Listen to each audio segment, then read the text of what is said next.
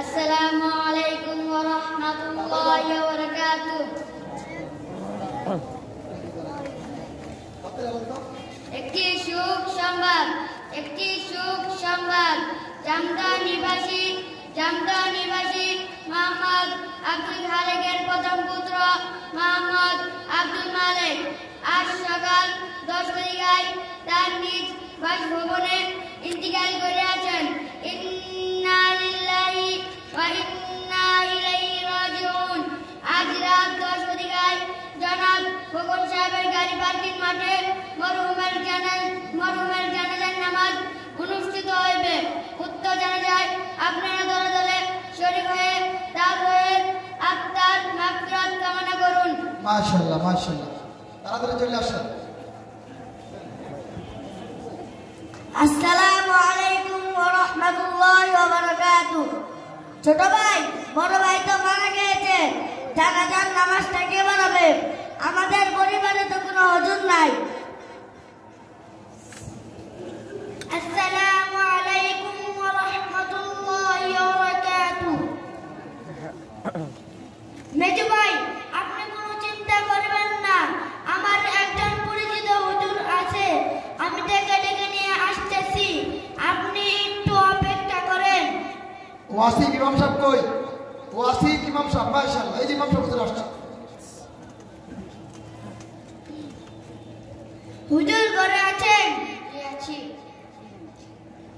আসসালামু আলাইকুম ওয়া রাহমাতুল্লাহি ওয়া বারাকাতুহু। ওয়া আলাইকুমুস সালাম ওয়া রাহমাতুল্লাহি ওয়া বারাকাতুহু। আপনি কেমন আছেন? আলহামদুলিল্লাহ, আমি ভালো আছি। আপনি কেমন আছেন? আলহামদুলিল্লাহ, আমিও ভালো আছি। আমি আপনাকে চিনতে পারলাম না, আপনার পরিচয় দেন।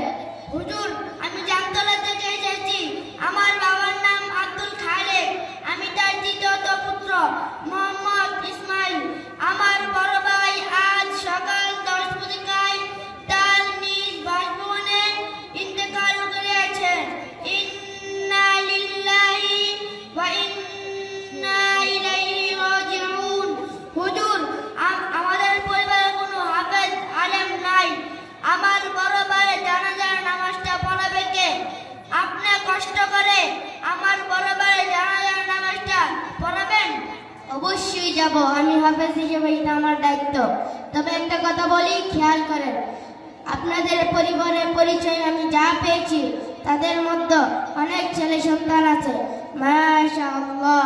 সেখান থেকে দিয়ে একটা ছেলে মেয়েকে দ্বীনি আলম শিক্ষা দিলে আপনাদের পরিবারে কোনো মুসিবত বা কেউ মারা গেলে হুজুর খুঁজার জন্য বাহিরে ঘুরতে হতো না।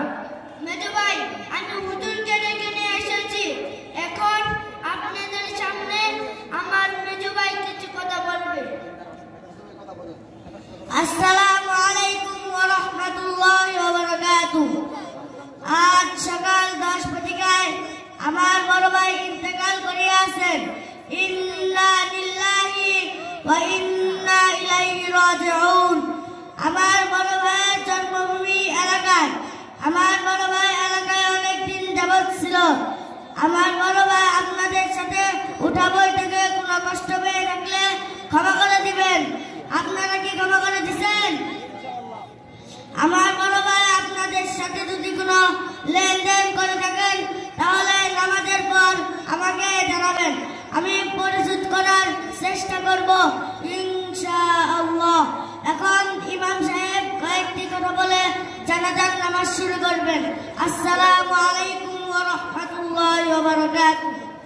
আসসালামু আলাইকুম ওয়া রাহমাতুল্লাহি ওয়া বারাকাতুহু।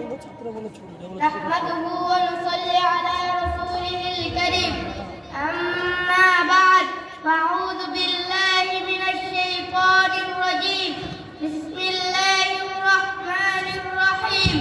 কুল্লু নাফসিন যায়িকাতুল মাউত। সাদাকাল্লাহুল আযীম। ভাই, একটু খেয়াল করি, আমাদের এখান থেকে কিছু শিক্ষা নেওয়া উচিত। প্রত্যেক প্রাণী থেকে কোনো একদিন না একদিন মৃত্যুর স্বাদ গ্রহণ করতে হবে। দুনিয়াতে আমরা কেউ থাকতে পারবো না, আর কেউ থাকতে পারে নাই, আর কেউ থাকবেও না।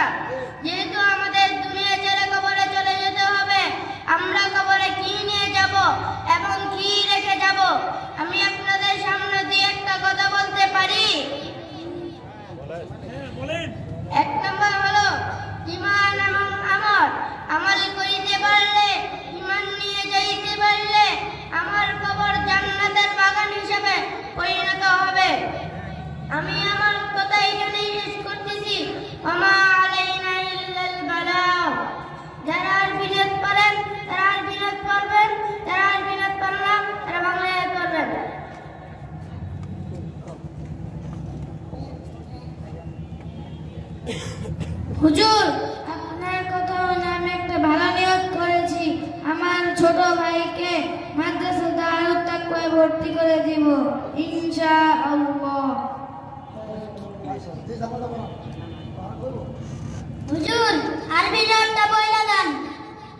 নাওয়াইতু আন উদ্দিয়া লিল্লাহি তাআলা আরবা'a তাকবীরাতি সালাতিল জানাজাতি ফারদিল কিফায়াতি আত-তানাউ লিল্লাহি তাআলা ওয়াস-সালাতু আলান নাবিয়্যি ওয়াদ-দুআউ লিহাযাল মাইয়্যিতি মুতাওয়াজ্জিহা ইলা জিহাতি কাবাতিশ শরীফাতি আল্লাহু আকবার। যারা আরবি পারেন না তারা বাংলা করে। আমি আল্লাহ পাকের জন্য জানাজার পর থেকে বার নামাজ আদায় করতেছি এবং ইমামদের জন্য দোয়া করতেছি। চার তাকবীরে জানাজার নামাজ, প্রথম তাকবীরের পর সানা পড়া, দ্বিতীয় তাকবীরের পর দুরূদ ইব্রাহিম পড়া, তৃতীয় তাকবীরের পর মাইতের জন্য দোয়া করা, চতুর্থ তাকবীরের পর সালাত। হুজুর,